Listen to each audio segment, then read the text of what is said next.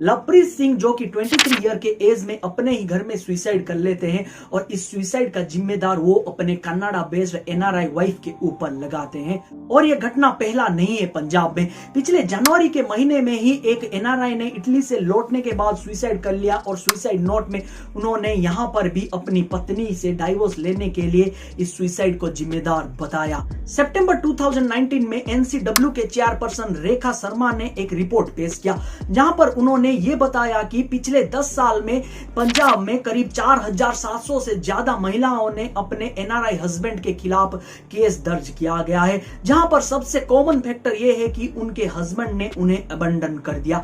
और ये केसेस सिर्फ महिलाओं में सीमित नहीं है, करीब 1105 पुरुष ने अपने खिलाफ जाति होने का केस दर्ज किया है जो लोग की यूएस के एनआरआई हैं। ऑस्ट्रेलिया से करीब 370 ऐसे एनआरआई का केस दर्ज किया गया है और 320 कनाडा से। और ये नंबर्स दिन ब दिन बढ़ रहा है और ये फ्रॉड तब ज्यादा खतरनाक हो जाता है जब इसके वजह से लोगों की जान जाने लगती है। पर अब सबसे बड़ा सवाल ये है कि ये फ्रॉड है क्या और इसका सॉल्यूशन क्या है।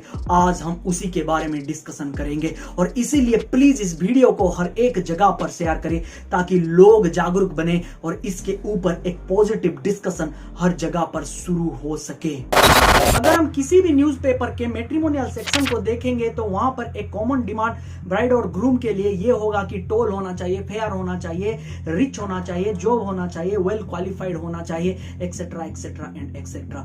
पर पंजाब में ये सारी चीजें बदल जाती हैं और अजीब हो जाते हैं। वहां पर आपको एक नेवर एंडिंग एनआरआई का डिमांड दिखेगा क्योंकि पंजाब में एनआरआई बनने का क्रेज कुछ अलग लेवल का है और ये लेवल आज एक खतरनाक स्टेज पर पहुंच गया है। अब एक सवाल ये उठता है कि इन सारे फ्रॉड के पीछे का मकसद क्या है। इन सारे फ्रॉड में एक कॉमन मकसद ये पाया गया है कि क्रेज।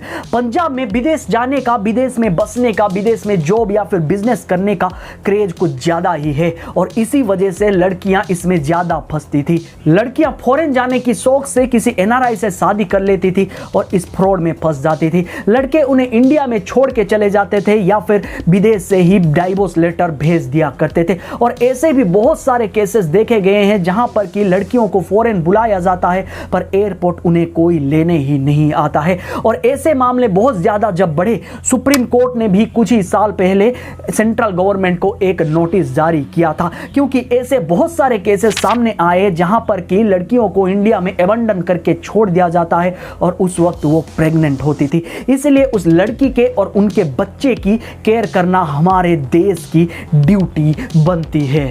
अब इस चीज का शिकार लड़के भी बन रहे हैं क्योंकि लड़के को फॉरेन भेजने के लिए उनके फैमिली वाले एक शॉर्टकट तरीका अपनाते हैं। वो एक अच्छी खासी पढ़ी लिखी इंग्लिश बोलने वाली लड़की को ढूंढते हैं क्योंकि फॉरेन में बसने के लिए IELTS नाम का एक एग्जाम पास करना होता है जो कि एक इंग्लिश बेस्ड एग्जाम होता है और उनके लड़के इंग्लिश में कमजोर होते हैं। और लड़की को एक शर्त के तौर पर शादी किया जाता है जहां पर शर्त यह रखा जाता है कि लड़की की फॉरेन में रहने का, पढ़ने का और खाने का हर एक खर्चा लड़के वाले भरेंगे और उसके बदले लड़की कुछ दिन बाद उस लड़के को या फिर कहे अपने हस्बैंड को स्पाउस के तौर पर फॉरेन बुला लेगी और वो एक एनआरआई की लाइफ जिएंगे।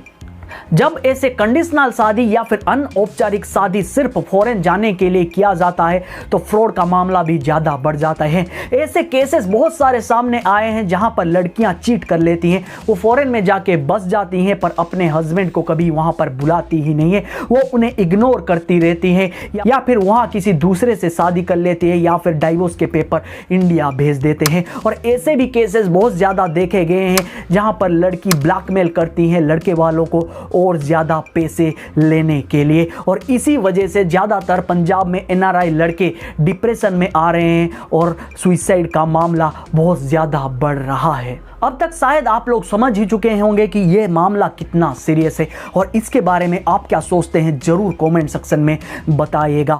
अब हमें समझना होगा कि ये सारी चीजें को रोका कैसे जा सकता है, इसका सॉल्यूशन क्या है।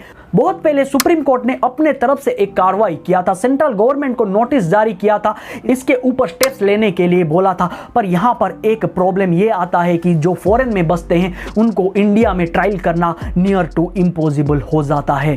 2018 2018 में गवर्नमेंट ने 25 एनआरआई का पासपोर्ट को रद्द कर दिया था और बहुतों के ऊपर लुकआउट नोटिस भी जारी किया था।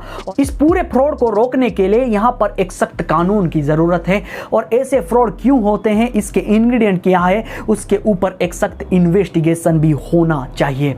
कोई भी कानून आ जाए, सुप्रीम कोर्ट कुछ भी कर ले, तब तक ये फ्रॉड नहीं रुकेगा जब तक हम जागरूक नहीं होंगे। हमें यह समझना होगा कि जब कभी भी एक शादी होती है, अगर वो कंडीशनल होता है, अनौपचारिक होता है या फिर किसी मकसद को पूरा करने के लिए होता है, वो शादी कभी शादी नहीं कहलाता। हमें यह समझना होगा कि शादी में जो भी कंडीशन हो, वो डाउरी हो सकता है, डुएर हो सकता है, एनआरआई बनने का सपना दिखाना हो सकता है या फिर कोई ऑफिसर बनने का। अगर ऐसे कंडीशन शादी में रहते हैं, वो शादी कभी फुलफिल नहीं होता। ऐसे डिमांड हमेशा रिलेशन को कमजोर बनाता है, उन्हें कभी मिलाते नहीं है, स्ट्रॉन्ग नहीं बनाते।